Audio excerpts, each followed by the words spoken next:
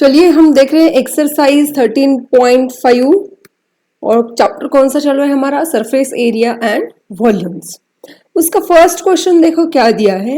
A copper wire 3 mm in diameter is wound about a cylinder whose length is 12 centimeter and diameter 10 centimeter so as to cover a curved surface area of the cylinder.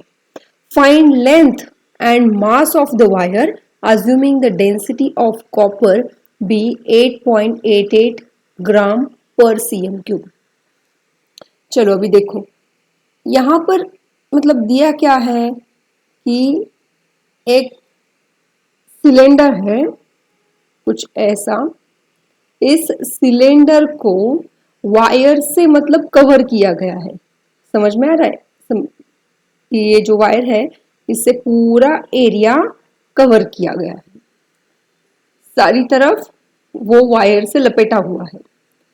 तो उन्होंने उसके लिए dimension भी दिखिए दिए हैं। तो उन्होंने क्वेश्चन क्या पूछा है कि उसको लेंथ कितनी लगेगी, उसको कवर करने के लिए कितना वायर लगेगा और उस वायर का मास क्या होगा। ठीक है, देखो पहले तो हम स्टेप बाय स्टेप एक एक चीज निकालेंगे। पहले तो उन्होंने क्या दिया है, diameter of cylinder is equal to 10 centimetre, right. उसके हिसाब से हम रेडियस निकाल सकते हैं 5 सेंटीमीटर, राइट। अब देखो length of wire in one round. अब देखोगे आप सिलेंडर जो होता है उसका अगर आप टॉप व्यू देखोगे तो वो सर्कुलर शेप में होता है, ठीक है। और उसके उसके साइड में आप इस वायर को लपेट रहे हो, मतलब एक राउंड में कितनी वायर लगेगी ये भी आपको निकालना पड़ेगा ना। Length of wire in one round, देखो length of wire in one round, एक राउंड मतलब ये सर्कल है, मतलब उसकी सरकमफेरेंस निकालनी पड़ेगी। कितनी आती है 2πr, इतना वायर लगेगा एक राउंड होने के लिए। और उसकी रेडियस क्या है 2 इंटू 3.14 इंटू 5, राइट। ये देखो कैलकुलेशन बहुत इजी है, यहाँ पर 3.14 पॉइंट 1 से शिफ्ट हो जाएगा, यह आएगा 31.4 सेंटीमीटर। इतना वायर एक राउंड पूरा करने के लिए लगेगा। अब देखो वायर की जो डायमीटर है वो भी दी है उन्होंने, 3 mm दिया है। पहले हम वो लिखेंगे, डायमीटर ऑफ वायर कितनी दी है 3 mm। अब देखो यूनिट सेम होने चाहिए, इसको हम सेंटीमीटर में कवर करेंगे, राइट। इतना डायमीटर है वायर की, मतलब इससे क्या दिखाएगा आपको कि thickness of cylinder covered in one round. समझ में आ रहा है, सिलेंडर जो है कवर करने के लिए उसको थिकनेस कितनी लग रही है, मतलब इतना। समझ में आ रहा है, therefore thickness of cylinder covered in one round, ये आएगा 3/10 सेंटीमीटर, या फिर आप इसको 0.3 सेंटीमीटर भी लिख सकते हो। और हमें ऐसा कितनी मतलब लंबे इसको लपेटना है 12 सेंटीमीटर तक, क्योंकि उसकी लंबाई कितनी है सिलेंडर की 12 सेंटीमीटर। अब देखो अगर वन राउंड के लिए आपको कितनी थिकनेस लग रही है 0.3 सेंटीमीटर, तो कितने राउंड में, राउंड भी निकालने हमें, कितने राउंड लगेंगे है ना, उसके हिसाब से आप लेंथ निकालोगे वायर की। तो एक राउंड में कितना सेंटीमीटर कवर करना है 12 सेंटीमीटर। तो इसका आंसर क्रॉस मल्टीप्लाई करो, 12 into 1 is equal to x into 0.3। इसका आंसर आ जाएगा x is equal to 12 divided by 0.3, ठीक है। इसका आंसर आ जाएगा 40। तो कितने राउंड लगेंगे उसको, वो वायर सिलेंडर को लपेटने के लिए कितने राउंड लगेंगे, 40 राउंड्स लगेंगे। So length of wire to cover the whole surface कितना आएगा, तो फिर ये length of wire required in 40 round लिख लेते हैं हम। हमें क्या निकालना है, लेंथ ऑफ वायर निकालना है। Length of wire required to cover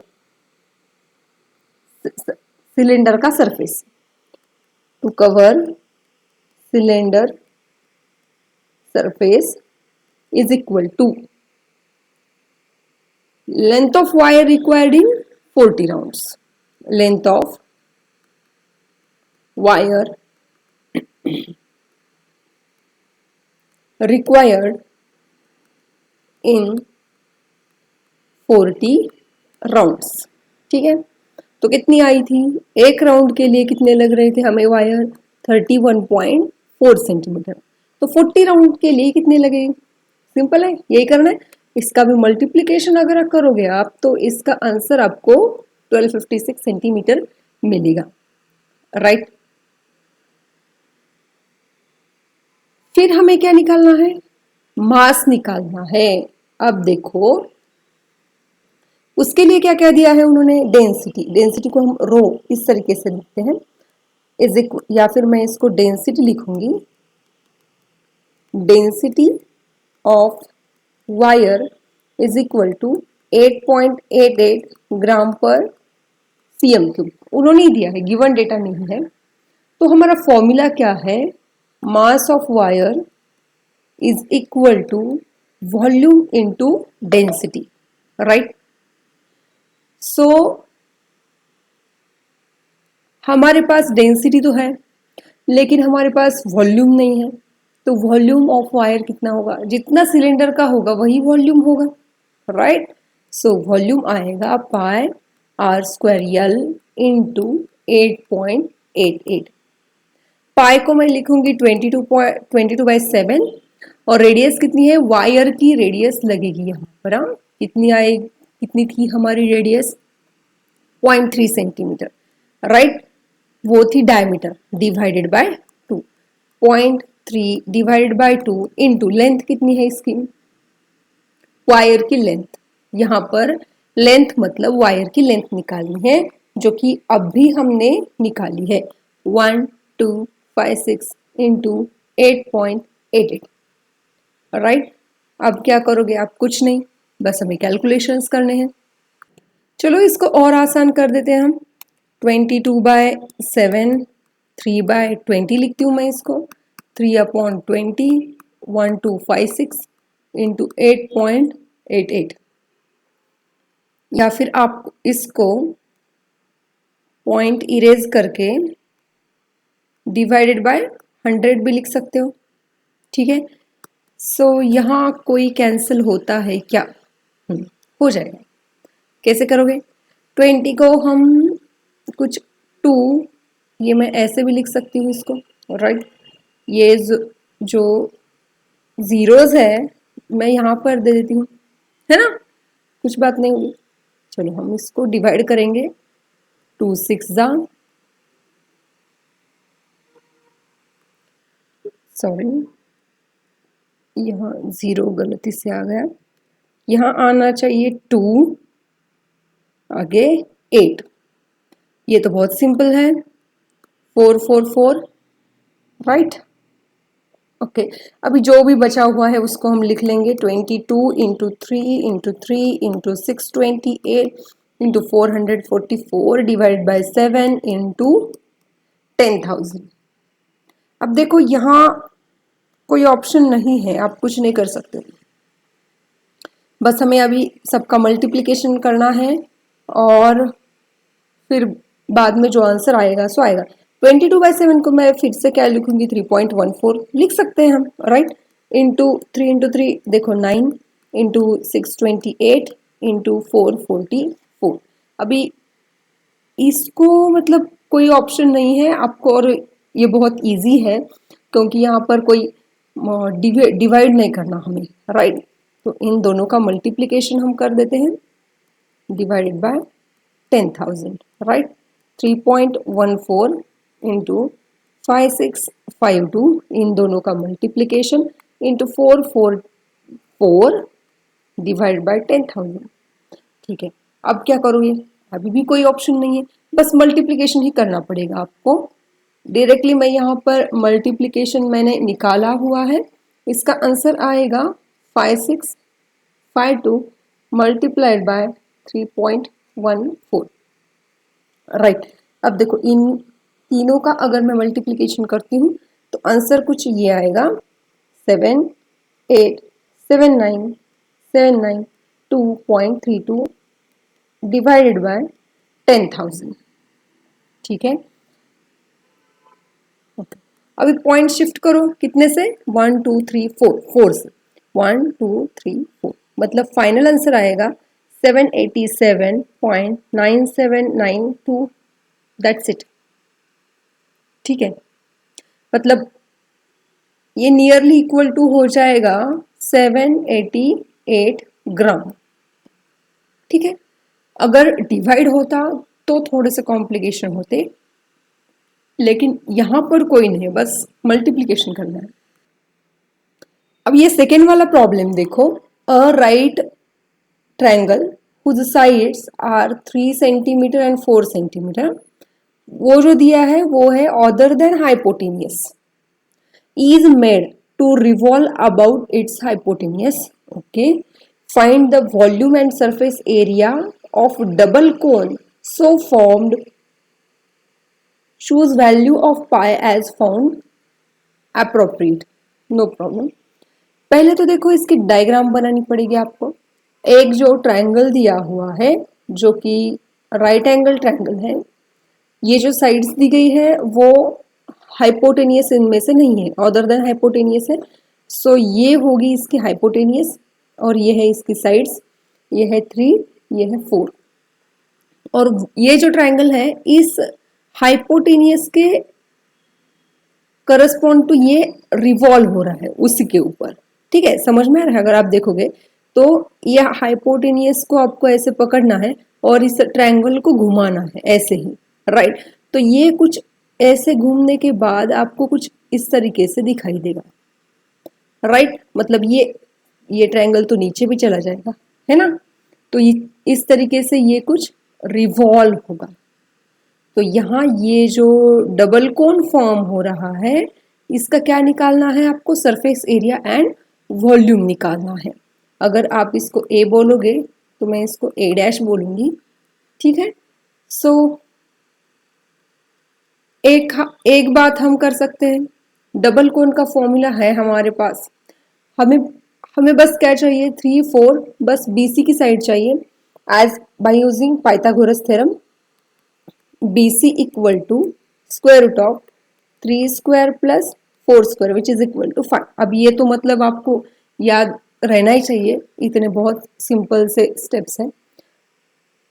अब देखो कौन फॉर्म हो रहा है यहाँ पर। अगर आप देखोगे एज पर ये राइट एंगल ट्रायंगल है, तो अगर आप देखोगे आपको अगर सिमिलैरिटी की रूल मालूम है तो यहाँ पर ट्रायंगल ADB, देखो ए, ओके ये डी लिखना भूल गए मैं, यहाँ पर ये वाला पॉइंट है डी। ठीक है, ADB ये वाला triangle, right? Triangle ADB similar to triangle, फिर से देखो ADB। ठीक है, ये है आपका राइट एंगल इस बड़े वाले ट्रायंगल में।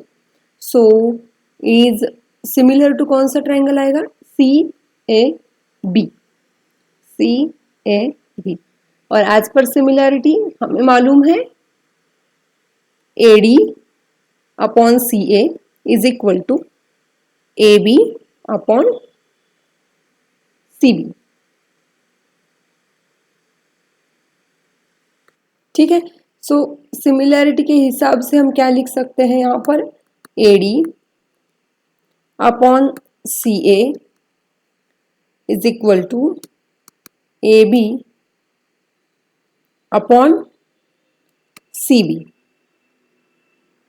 ठीक, उसी के हिसाब से A D divided by C A कितना है,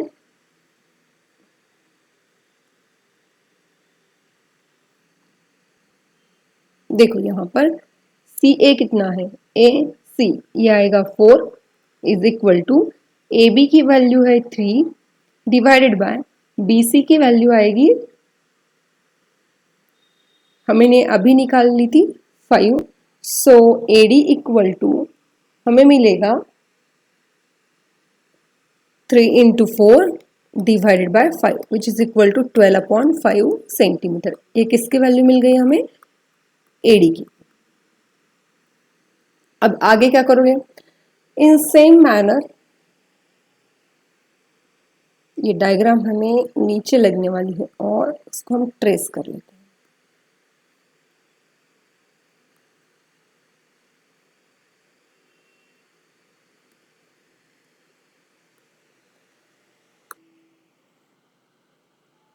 सेम तरीके से ट्रायंगल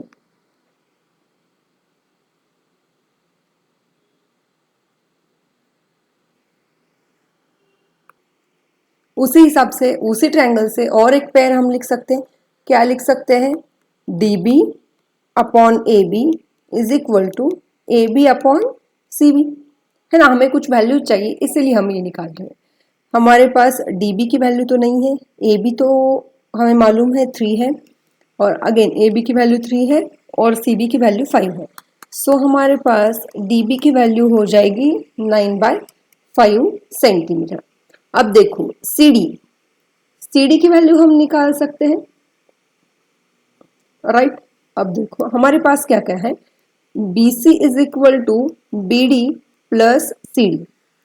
सी डी की वैल्यू हम निकाल सकते हैं, कितनी आएगी, B C minus B D. B C हमारे पास कितना है 5 और बी डी कितना है, अब देखो अभी निकाला है, कितना आएगा 9/5।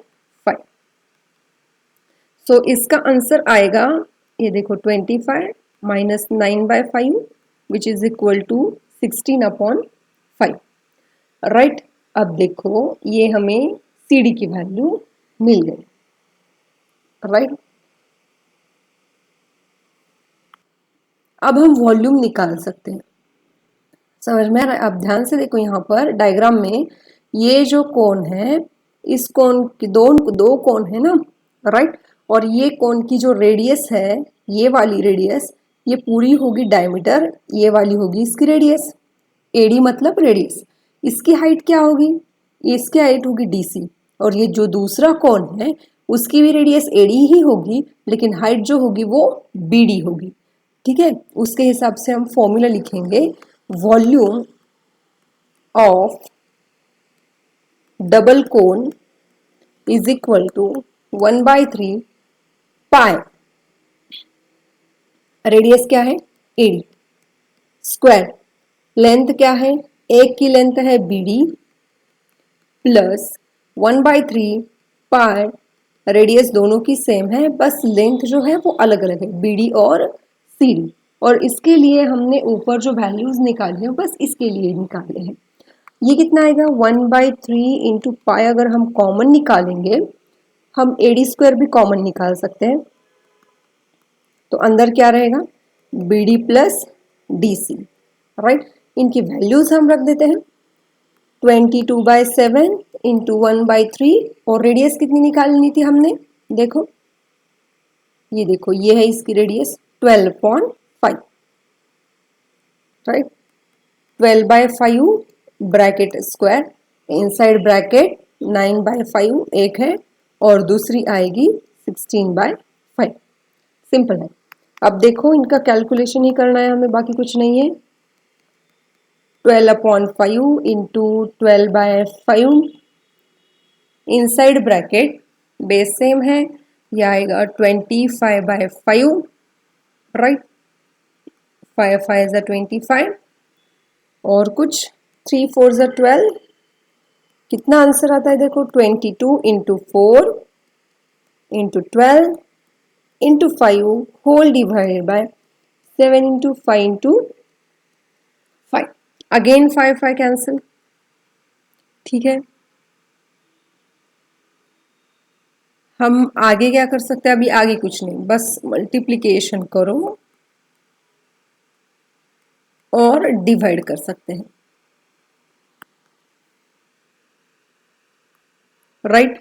चलो अभी हम इनका मल्टीप्लिकेशन करेंगे ताकि इजी हो जाए ये, या फिर हम इसको 5 से डिवाइड भी कर सकते हैं।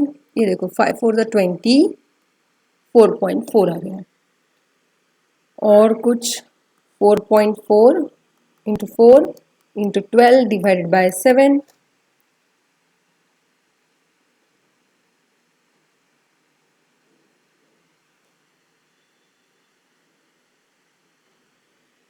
इनका मल्टीप्लिकेशन आता है 211.2 डिवाइडेड बाय 7।